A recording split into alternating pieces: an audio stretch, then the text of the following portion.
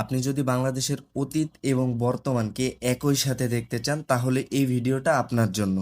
তার সাথে দেখতে পারবেন পলাশী যুদ্ধ, সিপাহী বিদ্রোহ, মুক্তিযুদ্ধ সহ অসংখ্য স্মৃতি বিজড়িত ইতিহাস। তো চলেন কথা না বাড়িয়ে ভিডিওটা শুরু করা যাক।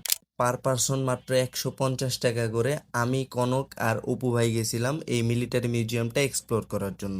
যেহেতু এই মিউজিয়ামে আগে কখনো যাই নাই, তো ভাবলাম আমরা স্টেপ বাই স্টেপ এক্সপ্লোর করব।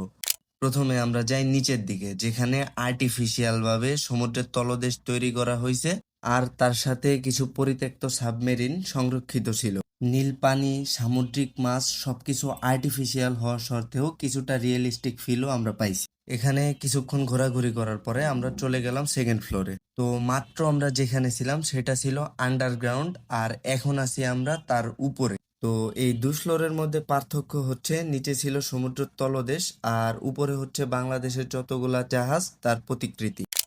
এবার আমরা যাব পলাশী যুদ্ধ, সিপাহী বিদ্রোহ, ব্রিটিশ বিরোধী আন্দোলন, বাংলাদেশের মুক্তিযুদ্ধ সহ আরও স্মৃতিবিজড়িত থার্ড ফ্লোরে। তো এখন স্ক্রিনে যেসব হাতিয়ার, অস্ত্র, কামান দেখতেছেন, তো এগুলো পলাশী যুদ্ধ সহ বিভিন্ন যুদ্ধে ব্যবহৃত হয়েছিল। তার সাথে বলা যায় এগুলো বাংলাদেশের প্রত্নতাত্ত্বিক নিদর্শন অথবা যুদ্ধের স্মৃতি।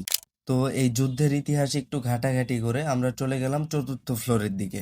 সেখানে গিয়ে দেখি বাংলাদেশের বিভিন্ন আর্ম ফোর্সের অ্যাক্টিভিটিসের প্রতিকৃতি, তার সাথে বাংলাদেশের সেনাবাহিনী কর্তৃক মেগা প্রজেক্ট, যেমন 300 ফিট পূর্বাচল, ভাঙ্গা গোল চত্বর সহ এইরকম অনেক প্রজেক্টের ডেমো।